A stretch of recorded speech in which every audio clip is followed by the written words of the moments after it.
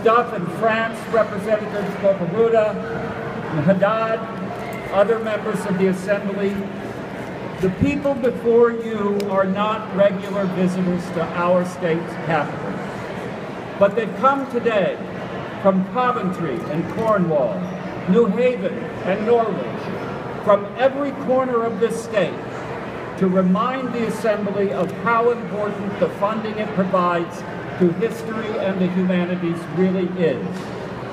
Many have brought objects to remind us how deeply our roots are sunk into Connecticut's soil and how closely our future possibilities are connected to our past.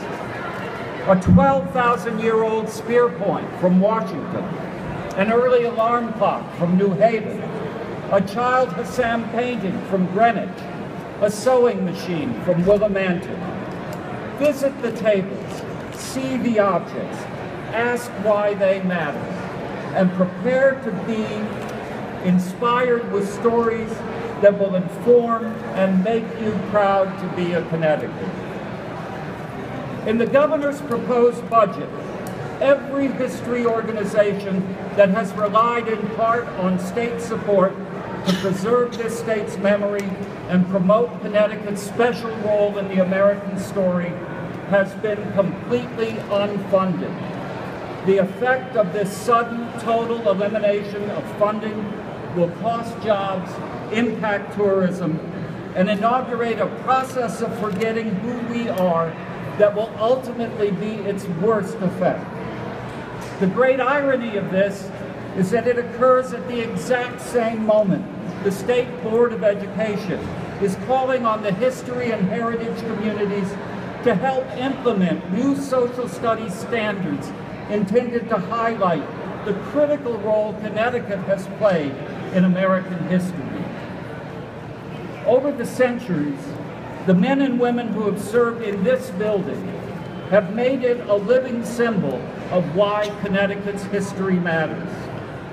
From the Civil War battle flags under which so many died for Connecticut and the Union, to the golden promise of the genius of Connecticut, under which this Assembly once served and God willing will serve again.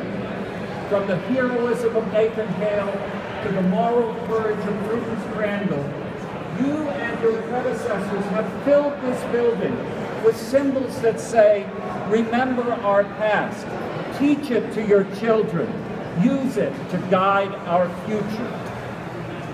Times are hard, and your choices are really tough. But we who are dedicated to preserving Connecticut's history in all of our state's cities and towns want to remind you of how much your support for Connecticut Humanities, the Community Investment Act, and the Connecticut Trust for Historic Preservation matters. The guardians of your past are mostly hometown volunteers, and we look to these organizations for much guidance and a little support. We have always done much with little, but we do definitely and desperately need some. Later today, the people before you now will return to our work in the cities and towns from which we came. But we ask one thing.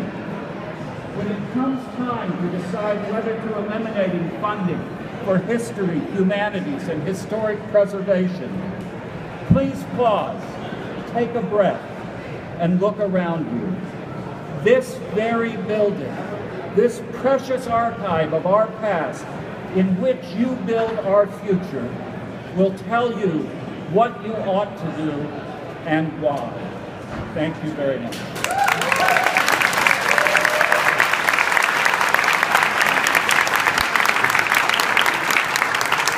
Thank you very much, Rob.